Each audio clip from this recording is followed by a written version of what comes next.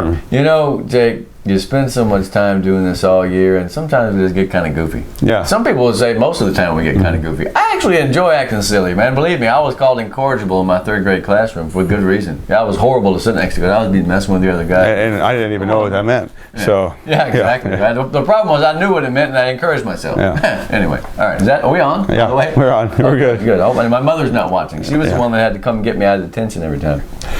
5A big school. Here we go. Serious now. Vela at PSJA. You know, I got a funny joke. It's all about the pace. No trouble. Yeah, you like that one? I'm showing my hipness. Anyway. We have kids. Yeah, indeed. We're trying to figure out whose kid is tougher, hers or mine, or his or mine. Yours is taller. All right. I can't believe I just said that. Horrible. All right. Now, here's the thing. This is what we really are like all the time. We think we're cool on the show. We're really stupid. It is the pace, though, because if the Bears, you're talking about the other team that has to take the ball and go, McCown, keep the ball away, the Bears can win this game, even though I believe that they're, I don't know, 8 or 9 point underdogs, even playing at home. If they can run the ball, if they can make first downs and keep the ball away from Vela, because that team's going to score eventually. Yeah. You got to get points and you got to keep them off the field. I think the spread's even probably more than that because really? Yeah, because I've seen teams play. Yeah, I'm sure Vela would feel that way too. I know, but Vela has played close first halves and blown the hell out of everybody in the second half. Eventually they get it, man. That offense is one of the most impressive in the Valley, and let me tell you why. The balance. All right, now we went from treble to bass to balance. I feel like I'm on a car stereo in the 70s. They can do it all. They average 160 yards rushing. And whatever I think it's 2,000, 2,100 passing. So in other words, they do it, man. Everett Lopez the other day against, in the last 2 games, has been running people over, man. Running people over. That Mission Vets game, he was incredible. Had 170 yards rushing. They didn't run him as much early in the season because they didn't want to get him hurt. But the kid is 205 and he runs like a Mack truck and he's got tons of jukes, man. He was just making veterans look silly, and that's a good defense he was tearing up. They had him and they didn't have him. They had him and they didn't have him. He won that game almost by himself. Yeah, and that was an important game for them too.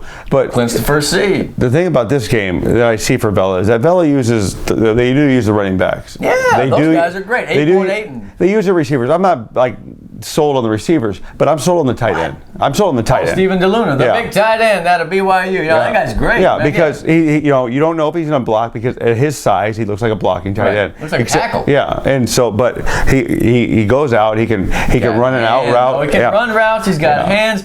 That's a guy that may not figure in the stats very much, but he's got a college future going on, man. I love that. Mary Hardin Baylor would love to have that guy. Maybe someone better.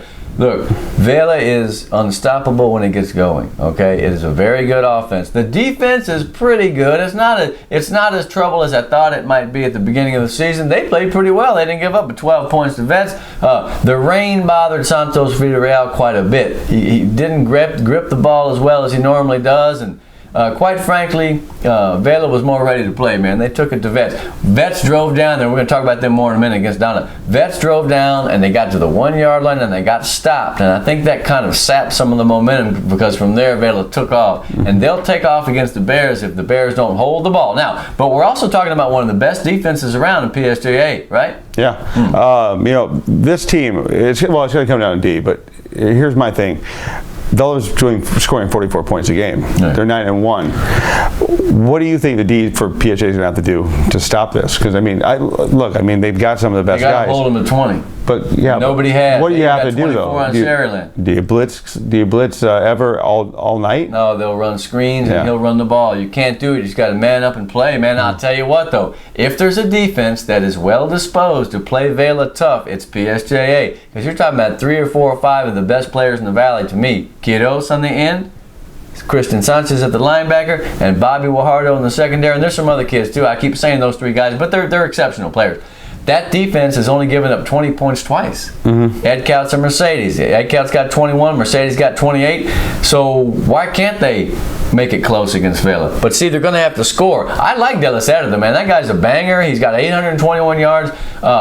Troy Flores is starting to come into his own as a quarterback. The Bears need to play a great game, and they haven't really done that very often this season. But if they do, then they will hang with Vela. If not, they're going to get beat. Yeah. Look, I think that the home field advantage thing. Yes, it's a great thing. I do, except for I don't know in the Valley if you have a home field advantage. I mean, with that new stadium in the daytime, 2:30 Saturday, even an idiot like me can take great pictures. I cannot wait to be at that game. And I'm not trying to say I think the Bears are going to lose. Don't get me wrong, because I've been touting those cats all year. It's just that Vela is pretty good. Yeah. Michael Salinas deserves a lot of credit, and so does that staff, because they told those kids in 3 years you're going to be in the playoffs, or you might even win the district. And here they are, 9-1, and the only loss was by 3 points. Yeah. We keep reminding that, right?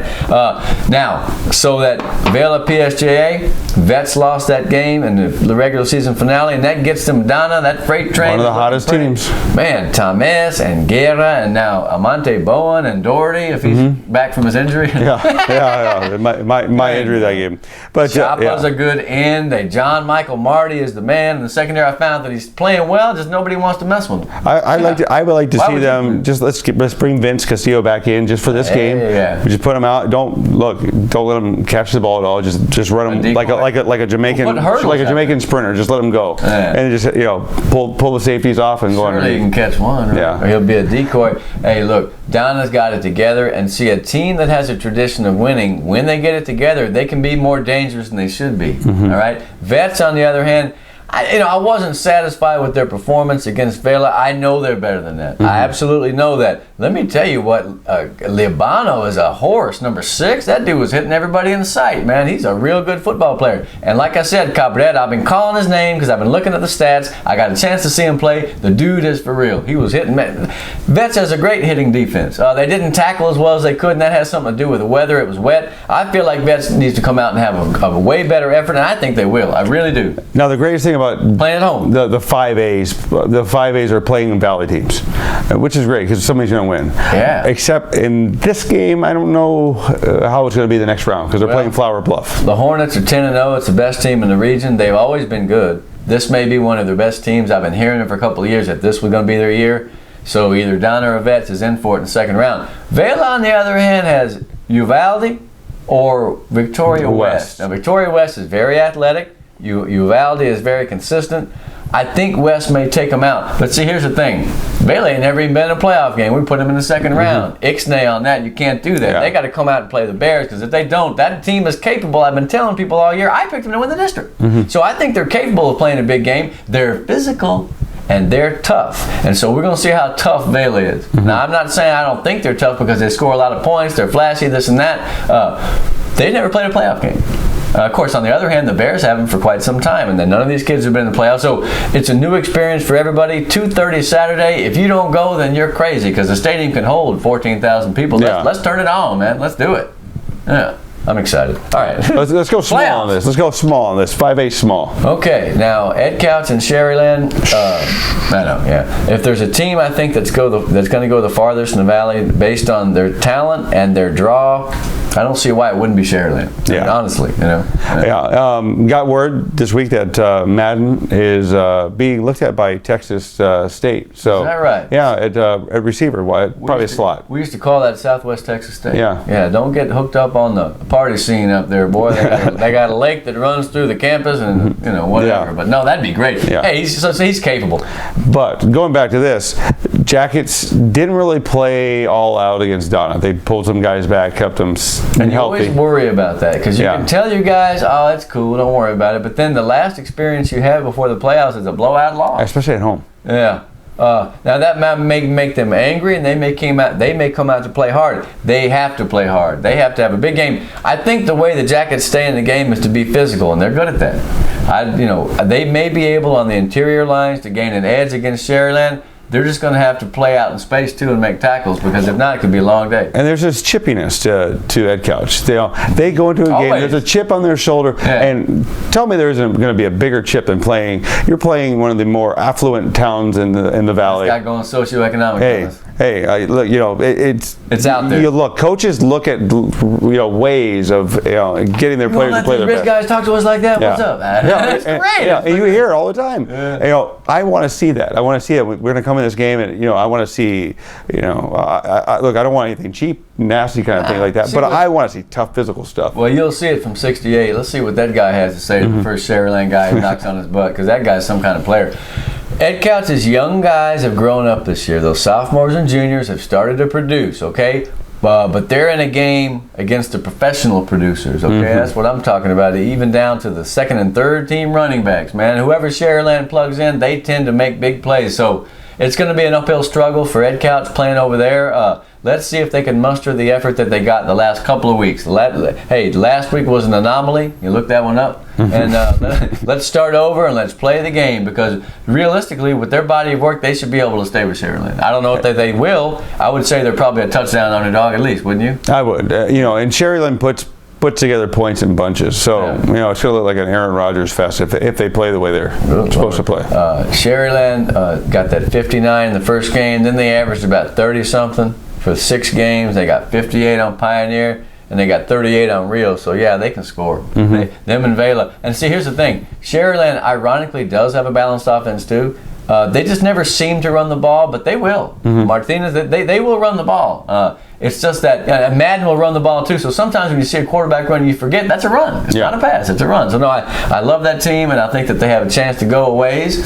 They're going to get either Somerset or Cal out. The winner of that game, let me just not have Edcouch mad at me. The winner of that game gets Somerset, coached by Sonny Detmer, 8-2. Against Cal Allen, who was 6-4. Look, man, this is not Cal Allen of old. I think Somerset might beat them, and I think Sharyland will then beat Somerset. I feel like they go into the third round. What do you think of them apples? Yeah. If they win. Yeah. I mean, Edcouch may kick their butts, and I'll come on here and say that's a great team, because they would be. If they do that, then I'll say it. I got nothing against them. In fact, I've always been enjoyed going over to watch Edcouch. Yeah. All right, really backpedaling here. Tap dancing. Now, congratulations to Roma, because Roma made the playoffs for the first time. It was great for them. They took care of what they had to do last game, and made the playoffs.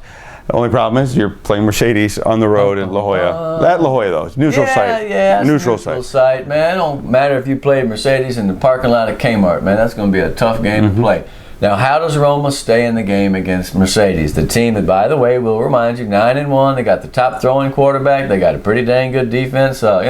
Quite frankly, they're a top 5 team, and they have been in our poll for several weeks. So how does Roma, tiny little Roma, maybe they play that angle, us against the world, You're talking about press us. They're probably the best. Well, I mean, look, physically you don't look at him and say the best quarterback, but man, stats-wise, what he does on the field, he's probably the best quarterback in the Valley. Yeah, I think he's got a big chance to be the All-Valley quarterback. I mean, both from us, the Mantra, whatever penny ante organization gives out a team. Right? We're the biggest penny ante. Right? Yeah, we're the best. We're a peseta ante. But look, Roma's going to have to score, because that's the one thing. They're going to have to score early, because what we've seen Mercedes do is they score early, boom, boom, boom. But they also fade. Yeah, well, they take a breath. Let the other team get up, then they start clubbing them again. That's a good team. So if you can stay with Mercedes until they take that breath, and then maybe sneak a little, a field goal here, maybe a nice good punt return. Pedro or Pete Rodriguez, 1,000-yard back. Forget about Orly Solis. This little number 1 is good too, man. So look, they need some breaks. I'm gonna be honest with you. My opinion, if Roma's gonna win this game, and to me it's about 14 to 17 points. Favorite, the Mercedes. They're going to have to get some breaks, man, like a fumble on the kickoff, like a pick 6, and this kid Pena and Diego Cantu. They got some players on defense, right? So they're all going to have the game of their lives and some luck go their way. And if you get to the half and you ain't getting blown out, then you can win the football game. I promise you. And Mercedes now has a little running game coming back. Yeah, Vela had 79. The team ran for about 170. So they weren't as balanced as they were going to be, and now they've got that balance back. They brought that kid back slowly. Mercedes could be hard to beat. Yeah. Now, who are they going to get in the second round? GP. And let me tell you, they're 6-4. They ain't that good. They're going to beat Medina Valley. It's 3-7. But I predict that our 5A teams will kick ass on the Coastal Bend. I'm going to be happy to see it. I hope I didn't give them the kiss of death. I feel it. I think they're both going to do it. I think so too. Yeah. And what if they don't? Then I'll just have to. I think out of all the divisions, I think 5A is the one that's going to take us the furthest. And we said at the beginning of the season we thought this was the most talented pound for pound, contextually speaking. So let's just see if we can put up or shut up. I feel like the 5A Valley teams have a good shot, and we wish them the best. When we come back, let's talk about the 4As and below. It's going to be a tough. Going to be a tough. Did you like that? That's stupid. It's going to be a tough what? One. All right. Week? Yeah, one's good. There we go. Fine.